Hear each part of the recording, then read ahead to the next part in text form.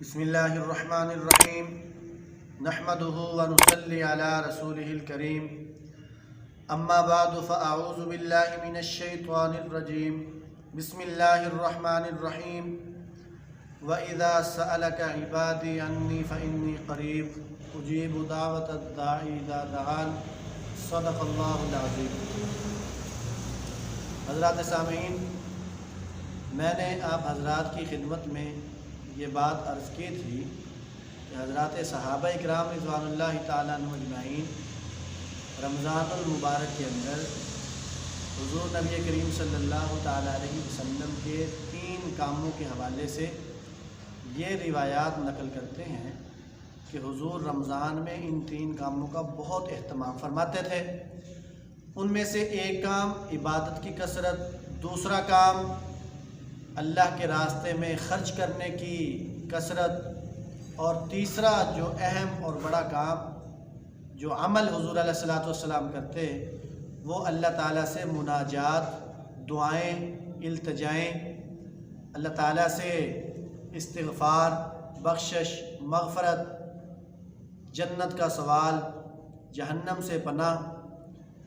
تو یہ رمضان المبارک کے ساتھ دعا مانگنا، یہ رمضان اور دعا کا بڑا گہرا تعلق اور جوڑ ہے۔ اس لیے اللہ تبارک و تعالیٰ نے قرآن پاک کے اندر سورہ بقرہ میں جس رکوع میں رمضان کے روزوں کی فرضیت کا حکم دیا، رمضان المبارک کے حوالے سے مسائل کو تفصیل سے بیان کیا، اسی رکوع کے اندر درمیان میں یہ بات ذکر فرمائی، ارشاد فرمائی کہ اللہ تعالیٰ سے میرے بندے اگر یہ پوچھتے ہیں کہ بھی اللہ تعالیٰ کیسے، اللہ تعالیٰ سے مانگا جائے، اللہ تعالیٰ کیسے عطا کرتے ہیں، کب سنتے ہیں، کیسے سنتے ہیں، تو اللہ تعالیٰ نے اس کا جواب دیا کہ اللہ تعالیٰ سے جب سوال کیا جاتا ہے، مانگا جاتا ہے، تو اللہ پاک مانگنے والے کی پکار کو سنتے ہیں۔ حدیث مبارکہ کے اندر یہ آتا ہے کہ بندہ جب اللہ رب العزت سے مانگتا ہے تو بندہ یا رب کہتا ہے، ربنا کہتا ہے، اللہم کہتا ہے، اللہ تعالیٰ جواب میں ارشاد فرماتے ہیں یا عبدی، جی میرے بندے بتا، بول، مانگ، کیا مانگتا ہے؟ یقیناً میں اور آپ ہم سب بہت محتاج ہیں، اور محتاج ہونے کے باوجود ہم عجیب قسم کے بے نیاز ہیں۔ رمضان المبارک کے اندر اتنا بڑا عمل جس کو اللہ کے نبی نے اہتمام سے کیا، ہم دعاؤں کو بھول چکے ہیں، اللہ سے مانگنے کو بھول چکے ہیں۔ اور اس وقت جو موجودہ ہماری صورتحال ہے حالات کی، وہ بھی بہت سنگین ہے۔ کرونا وبا ہے، پریشانیاں ہیں، فتنے ہیں، آفات ہیں اور مسائل ہیں۔ اس کے باوجود ہم اس عبادت سے بے پرواہ ہیں، اس عبادت سے غافل ہیں، اس عبادت سے ہم بہت پیچھے ہیں، سست ہیں، جبکہ اللہ کے نبی کا فرمان ہے الدعاء مخ العبادہ، دعا عبادت کا مغز ہے، جبکہ فرمایا الدعاء یرد القضاء، دعا بعض اوقات تقدیر کو بھی ٹال دیتی ہے۔ دعا کے نتیجے میں اللہ تعالیٰ انسان کو بہت نوازتا ہے۔ حدیث پاک کے اندر آتا ہے بندہ دعا مانگتا رہتا ہے، دعا مانگتا رہتا ہے، اللہ پاک قبول فرماتے رہتے ہیں، یہاں تک کہ بندہ یہ کہنے لگ جائے کہ جی میری تو دعا اللہ نے قبول ہی نہیں کی، مایوسی کے جملے کہنا شروع کر دے، یا مایوس ہو کر دعا مانگنی چھوڑ دے، تو پھر اس کی دعا قبول نہیں ہوتی۔ اب ہم سب سے پہلے تو اس بات کا جائزہ لیں، ہم سحری میں اللہ تعالیٰ سے کتنا مانگتے ہیں، افطاری سے پہلے کتنا مانگتے ہیں، جہاں پر فرشتے آمین کہہ رہے ہیں، ہم فرض نمازوں کے بعد کتنا مانگتے ہیں، ہم اپنی تنہائیوں میں کتنا مانگتے ہیں، ہم کتنی ضرورتیں اللہ رب العزت کے سامنے رکھتے ہیں۔ تو یقیناً ہم بہت پیچھے ہیں اس عمل میں جس میں نہ خرچہ ہے، نہ مشقت ہے، اور یہ وہ عبادت ہے جو ایک بہت بڑی عبادت ہونے کے ساتھ ساتھ اس میں کسی قسم کی پابندی نہیں ہے، کسی وقت کی پابندی نہیں ہے۔ 24 گھنٹے مانگی جا سکتی ہے، 24 گھنٹے یہ عبادت کی جا سکتی ہے، ہفتے کے 7 دن، مہینے کے 30 دن اور سال کے 365 دن۔ کوئی لمحہ، کوئی منٹ ایسا نہیں جس میں کوئی اللہ سے مانگنے پر ممانت ہو۔ دل میں مانگی جا سکتی ہے، اونچی آواز سے دعائیں مانگی جا سکتی ہیں، انفرادی مانگی جا سکتی ہیں، اجتماعی مانگی جا سکتی ہیں۔ تو اہتمام کریں، فکر مندی کا اظہار کریں۔ جہاں پر ہم محتاج ہیں، ضرورت مند ہیں، وہاں پر اللہ پاک کی خوشنودی کے ذریعے اللہ پاک سے جب مانگا جاتا ہے، اللہ پاک اس بندے سے راضی ہوتے ہیں، اللہ پاک اس بندے سے خوش ہوتے ہیں۔ اللہ پاک تو ایسے کریم ہے، ایک واقعہ لکھا ہے کہ ایک بت پرست وہ ساری رات اپنے بت کو سامنے رکھ کے یا صنم یا صنم یا صنم کہتا رہا، پکارتا رہا۔ رات کے آخری حصے میں نیند نے غلبہ کیا، اونگ آئی، تو اس حالت میں اس کی زبان سے نکل گیا یا صمد۔ تو غیب سے آواز آئی کہ جی میرے بندے، بتا تو کیا چاہتا ہے، کیا مانگتا ہے۔ ایک مشرک اور ایک کافر جو اپنے باطل خدا کو، جو کچھ نہ کرنے والے کو، ایک بت کو پکار رہا ہے، ساری رات پکارتا ہے، جواب نہیں ملتا، اس کی زبان سے اللہ کے صفاتی ناموں میں سے ایک نام نکلتا ہے، تو اللہ تعالیٰ اسے بھی جواب میں کہتے ہیں کہ جی میرے بندے مانگ، کیا مانگتا ہے۔ تو اس لیے میرے بھائیو دوستو، ہم اس بات کی فکر کریں کہ کیسے اپنے رب کو راضی کرنا ہے اور کیسے اپنے لیے اللہ پاک سے مانگنا ہے۔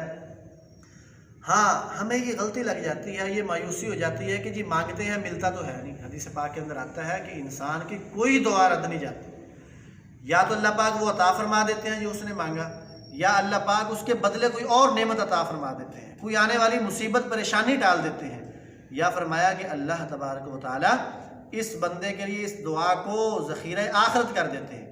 کل میدان معاشر میں جب بندہ بے حساب اجر کو دیکھے گا، ثواب کے خزانوں کو دیکھے گا، تو سوال کرے گا کہ یہ عمل تو میں نے کیا نہیں، یہ ثواب کس چیز کا ہے؟ تو اللہ رب العزت کی طرف سے بتایا جائے گا کہ دنیا کے اندر تو نے فلاں فلاں دعائیں مانگی، اس وقت ہم نے وہ قبول نہیں کی، اللہ اپنی حکمتوں کے تحت قبول کرتے ہیں۔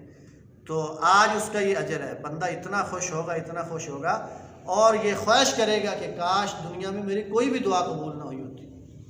فرمایا ادعوا ربکم تضرعا وخفیا، اللہ کو پکارو آہوزاری کے ساتھ، وَنَحْنُ أَقْرَبُ إِلَيْهِ مِنْ حَبْلِ الْوَرِيدِ، ہم تمہاری شاہ راگ سے بھی زیادہ قریب ہیں۔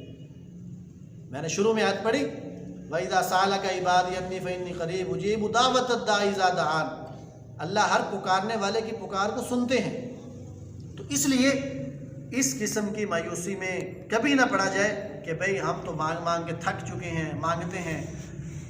میرے بھائیو دوستو، اللہ کے نبی صلی اللہ علیہ وسلم کی بدر کی دعا کو دیکھیں، ساری رات مانگتے ہیں، نبیوں کے امام ہیں، سردار ہیں، اور صحابہ سو رہے ہیں، حضرت ابو بکر پہرے دار ہیں، اور آنسوؤں سے داڑھی بھر جاتی ہے اور کندھے کی چادر گر پڑتی ہے۔ حضرت ابو بکر کو ترس آتا ہے، حضور کو اٹھا لیتے ہیں، یا رسول اللہ صلی اللہ علیہ وسلم بس کیجیے، اب تو آپ کے رب نے آپ کی دعا کو قبول کر لی ہے۔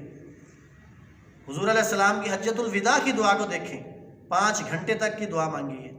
حضرت آدم علیہ السلام کے متعلق لکھا ہے کہ 40 سال تک ربنا ظلمنا مانگتے رہے۔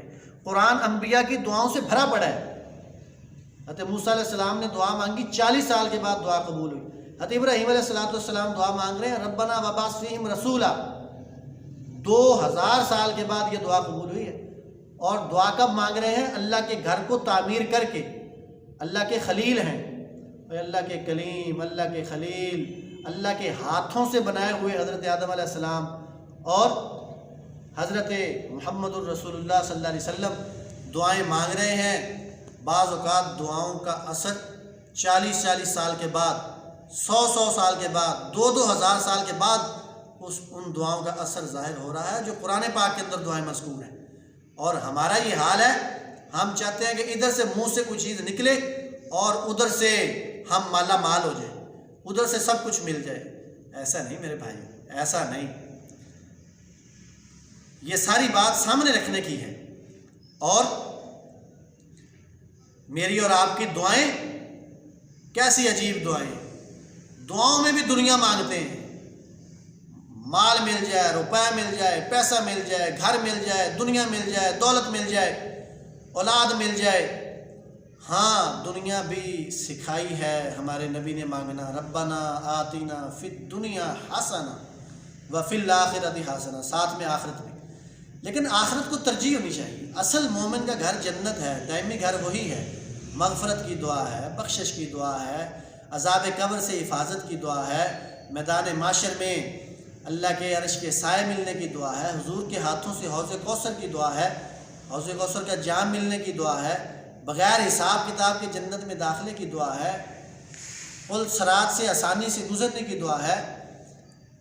تو اول تو ہم مانگتے دنیا، اور دوسرا ہم یہ چاہتے ہیں کہ ادھر سے جو منہ سے نکلتا جائے اور ہمارا جو ہے وہ مطلوب اور مقصود حاصل ہوتا جائے. تو بعض اوقات بچہ ضد کرتا ہے، لیکن والدین اس کے نقصان کے پیش نظر وہ چیز اس کو نہیں دیتے. وہی بچہ جب بڑا ہوتا ہے تو وہ چیز اسے دے دی جاتی ہے. مثال کے طور پہ ایک 12-14 سال کا بچہ موٹر سائیکل کا مطالبہ کرے، والدین کبھی بھی اس کے ہاتھ میں یہ سواری نہیں دیتے کہ کہیں چوٹ نہ لگ جائے، اس کا حادثہ نہ ہو جائے. اور وہی بچہ جب 20-25 سال کا ہوتا ہے، 18 سال کا ہوتا ہے، تو شوق سے اسے خرید کے اسے یہ سواری دی جاتی ہے. تو اس لیے اللہ رب العزت کی حکمتیں ہیں. پوری بات کا خلاصہ یہ ہے کہ رمضان المبارک کے اس مبارک مہینے میں اس بڑے اہم اور عظیم عمل سے جو ہم غافل ہیں، اس غفلت سے نکلیں اور اپنی سحریوں میں، افطاریوں میں، تنہائیوں میں اللہ تعالیٰ سے اپنے لیے، اپنے والدین کے لیے، بہن بھائیوں کے لیے، رشتہ داروں کے لیے، تمام مسلمانوں کے لیے، اپنے ملک پاکستان کے لیے اللہ تعالیٰ سے رو رو کے گڑ گڑا کر دعائیں مانگیں. اللہ تعالیٰ مجھے آپ کو عمل کی توفیق عطا فرمائے.